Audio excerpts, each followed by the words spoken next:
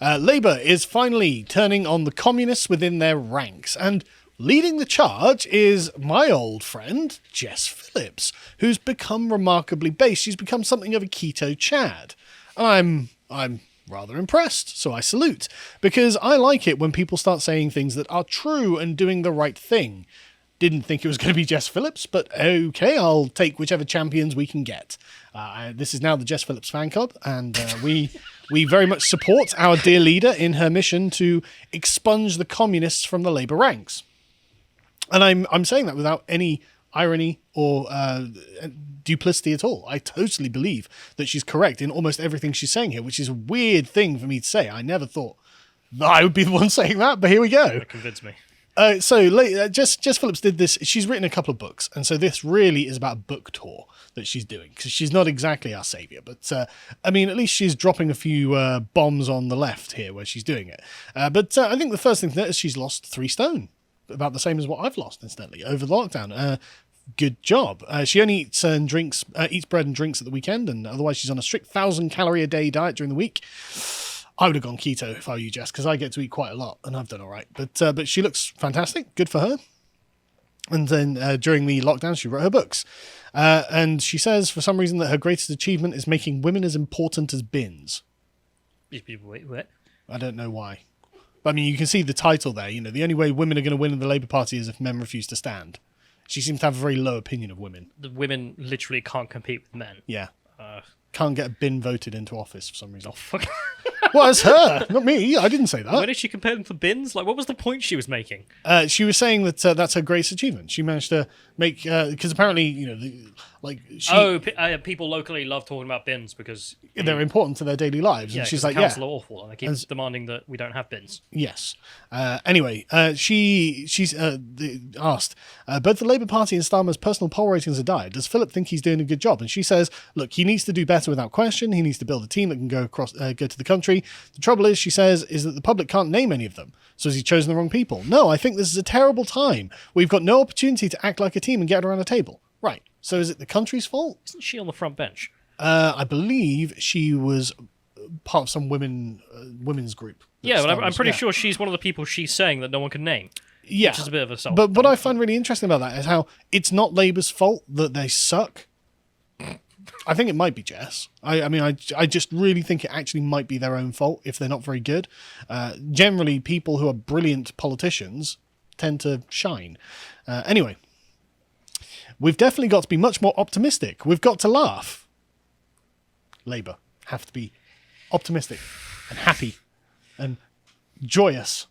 I don't think that's going to go down well. Their entire position is this country sucks. Vote Labour to radically reform the country.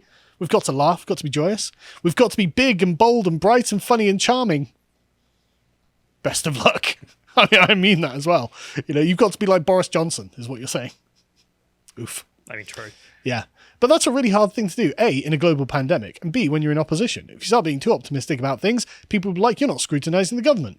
Yeah, but do you not remember how Tony Blair won? He was big, bold and optimistic by scrutinising the government. It's just the problem you have is that it's actually the Conservative government that actually wants us to be free. And everyone's, oh no, Freedom Day, all the left-wing people who vote for Labour are all saying, no, don't do this. You're fighting an uphill battle here. But again, I wish you the best, transforming the Labour Party into Boris's party. She's not wrong, though. It would have been a very easy win if the Labour Party took on the stance of, no, this is not British, we want freedom, so on and so forth. Oh, I would have supported that. I would have been like, well, look, the Conservatives are locking us down. I don't see any other choice. You know, as awful as the Labour Party are, and as well as the Conservatives. If they had actually been in opposition. If they'd actually been pro-Brexit, if they'd actually been anti-lockdown, I'd have been like, okay, look, the social justice stuff is annoying and we'll have to deal with it, but they're ruining the country, the Conservatives. But no, it was Keir Starmer leading the charge. No, we have to lock down, And Boris just bending the knee to Keir Starmer every 5 minutes. But anyway... so like I said, I want to actually give her some real props where she's done something right, because I think that when someone does something right, they deserve it. And this was actually a really great example of that, and much more mature than I would have expected from Jess Phillips, right?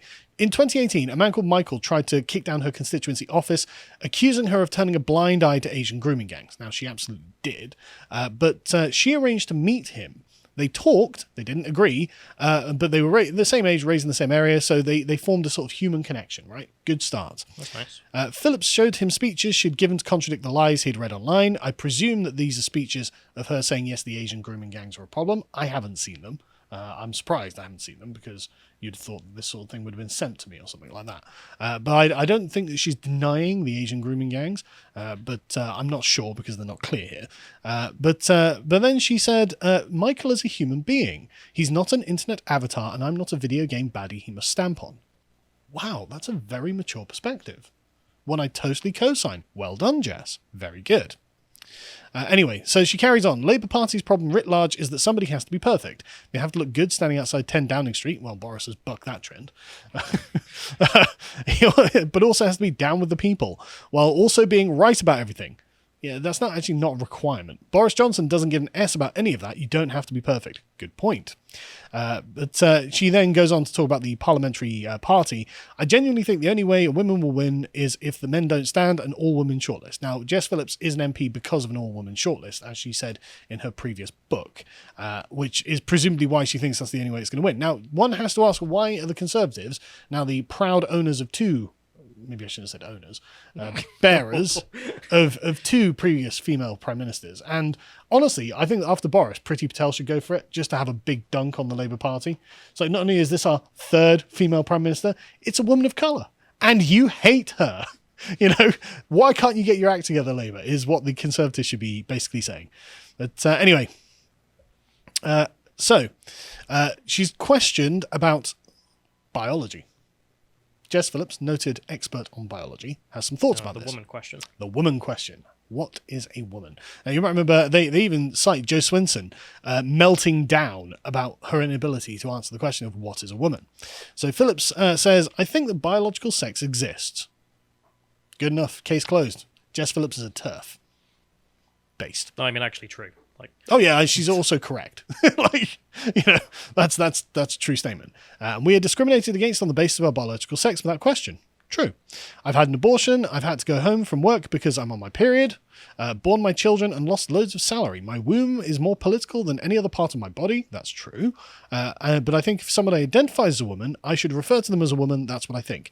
Now, I totally agree with this, right? If someone's gone through all of the effort to transition and, had surgery, they're doing the makeup, they're doing everything they can to be a woman, I'm going to be polite to that person and call them she, right? And it's not because biologically I think they're a thing, and it's not because I'm being coerced. And if I was being coerced, I probably would just deliberately be rude about it and say no, But if someone has made a lot of effort and they're being polite about it and you want to be nice to them, I don't see a problem with that. And so I actually fully agree with Jess Phillips here. I agree that it's all biological, but if someone's going to make the effort, I can be polite about it. I know you don't like it, but the only thing in my mind is Ollie London. They'd be like, well, he is making the effort. Well, when do I? So should we call him Jimin? Well, I mean, I probably would if he was like. He was in the room. I'd just be like, if he introduced himself to me, "Hi, I'm Jimin. What have you been doing today?" I don't know him. I don't want to offend him. I'd probably be nice about it. But I mean, like, if he was like, "Look, I really need you to believe I'm a Korean," I'm like, "No, I'm not going to do that, Jimin. Come on." There's one thing about me being polite while I'm in your company. There's another thing about you trying to take ownership of my belief system. No, wax my balls. Yeah, exactly. Jessica Yaniv. But the point is, I actually really agree with her. I think she's completely right. But they say, but now some activists blur the distinction between sex and gender, claiming a trans woman is female. Well, of course not, she says, and recalls an intimate chat she had with a trans woman, said, I suppose that there's an upside to not having periods. And she said to me, the thing is, I'd really love to have a period. That woman is a woman to me, but neither of us were under any illusion that we had the same biology. Correct. She also complained. That woman is a woman to me. Well, she's going to talk to them as if they're a woman and treat them as a woman. But they accept that the biology underpinning this is not there, right? Okay. And that's polite. That's fair. I don't think that's wrong. But anyway, she complains against the dewomanizing of language, which is all fair because, of course, that's happening. But she's blaming the Conservatives for it, which is not the reason. Doesn't make sense. Well, she puts the onus on her arch nemesis in Parliament, Philip Davies, my personal hero. Really, he's the people trying to debase the language of its characteristics. Well, it's because the left has set the stage, and Philip Davies is like, well, men suffer from gender-based problems as well. That has nothing to do with dewomanizing a language, though. Well, it kind of, because they have to then say, people who have had problems rather than just women who have had problems, because men can be subject to these things as well. And remember, in British law, you can't be raped by a woman. I don't think that's true. No, it is. No, that's been adjusted. Has it? The word is he is there is what you're referring to, but there has been an amendment to all British law that if it does say he, that's meant to mean person. No, there's something about forced envelopment. I'll have to look it up. No, it has been changed. Okay, I'll take your word for it. But then she carries on again, like blames Philip Davies, but it's like it's male violence against women. Trans people, she adds, don't want breastfeeding to be called chest feeding. Well, that's not Philip Davies, is it? That's what I mean. He didn't do that. He's not doing any of that. They don't want you to eliminate the word women and use people with cervixes. Yes, but that's not Philip Davies. And she says she's aghast that the modern left seeks to legitimise even idealise prostitution, so she's a sex-negative TERF. Very interesting. Which in her long experience in the refuge movement, she sees as sexual abuse. She uses the term prostituted women rather than the woke euphemism, sex workers.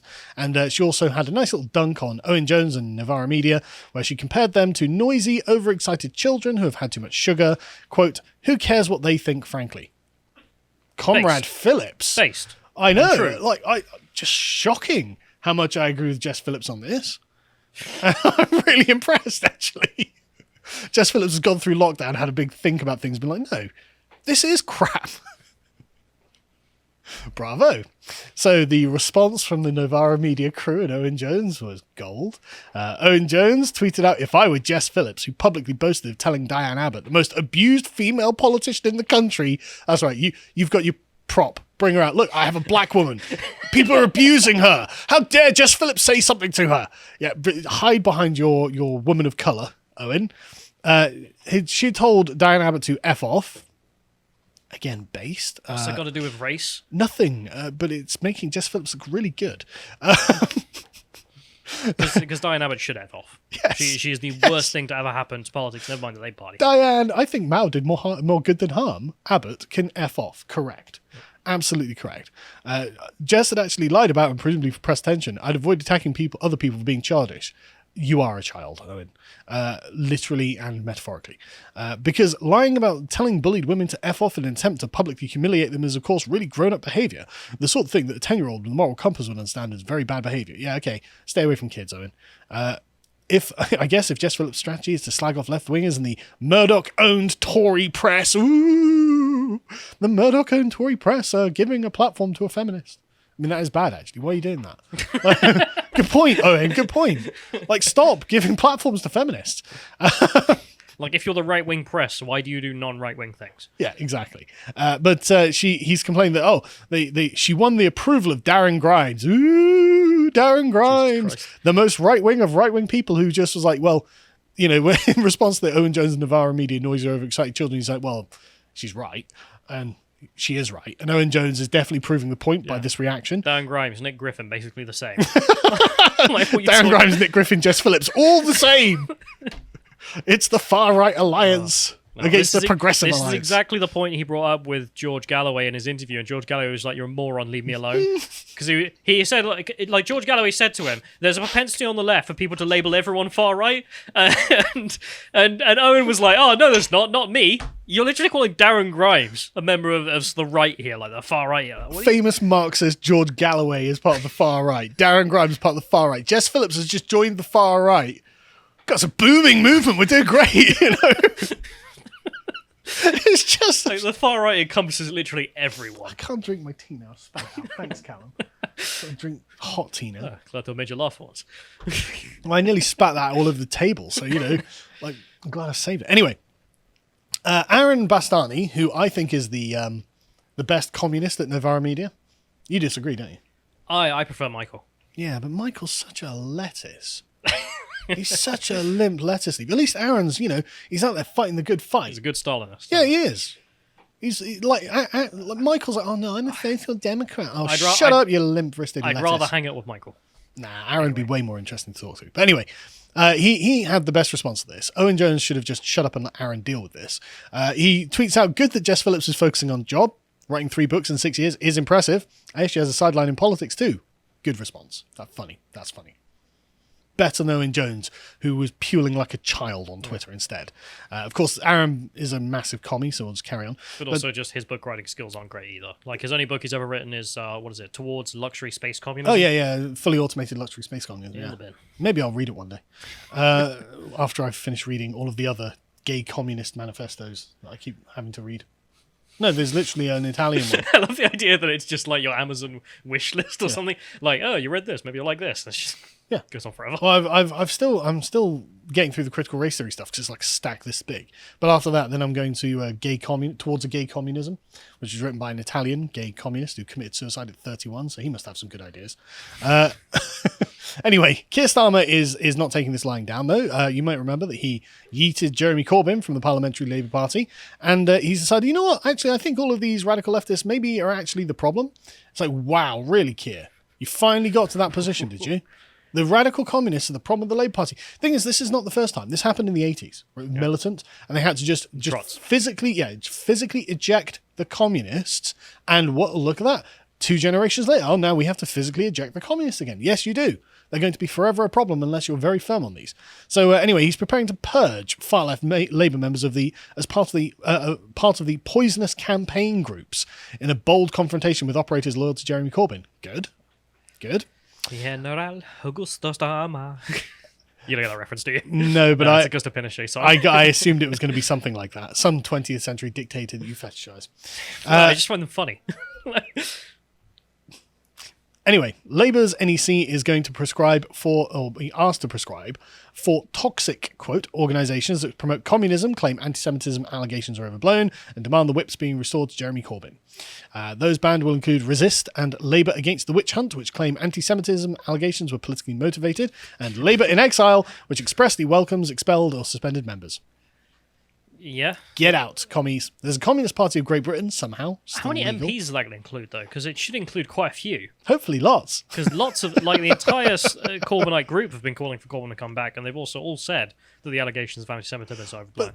But how is this happening? How is it that the Conservative majority and the polling has been like 45%, 46% throughout the entire pandemic after this massive win, and the Labour Party have been given all of the opportunities to attack the Conservatives on everything they've done, and somehow their popularity is going down, and now the party is splintering apart. How has that happened? I also love how the Conservatives can't get rid of a communist within central government in the Sage Group, but Keir Starmer's like giving these General Starmer is just like head on pikes. You know, who's the most popular commie in the Labour Party? Corbyn, kill him. You know? Like, can he come back in? Pff, no. You know, like, base Starmer. Why can't Boris do this? Anyway, I realise we're running over time, but we're almost at the end. So, yeah, they're going to... This is expected to pass in the NEC, and that means more than 1,000 members would be auto-excluded as a result. Yes. One Labour source said, under Corbyn, those from the far-left fringes with poisonous beliefs and warped worldviews were welcomed into the party. Oh, we told you. We said exactly that. Keir is right to stamp out anti-Semitism and toxic extremism, which means getting rid of socialists, and get the party back into the decent mainstream of Labour values. Yes, it is. John McDonnell what did he have to say? Wasn't thrilled about this. You know, one of the John McDonnell, yes, I'm a Marxist, my job is to overthrow capitalism. We interrupted him long enough where he was chanting death to Israel to give a speech about what was going on in the Labour Party. What did they have to say? He said, standard Blairite fare to try and show how strong a leader you are by taking on your own party, but bizarre to do it by expelling people, most of whom have left already. Well, there's no problem, is there? What's the issue? Yeah, what are you upset about? Jeremy Corbyn's already gone. Why are you still there? Looks desperate, and when what is needed is a restoration of the whip to Jeremy Corbyn, publication of Ford, and taking on the Tories. Get wrecked. So yeah, anyway, that's basically that. The Labour Party is getting to a position where they're not going to be radical communists because obviously that is poison to the electorate and about time. If you enjoyed this segment from the podcast of the Lotus Eaters, you can watch the full broadcast live every weekday at 1 p.m. UK time on lotuseaters.com.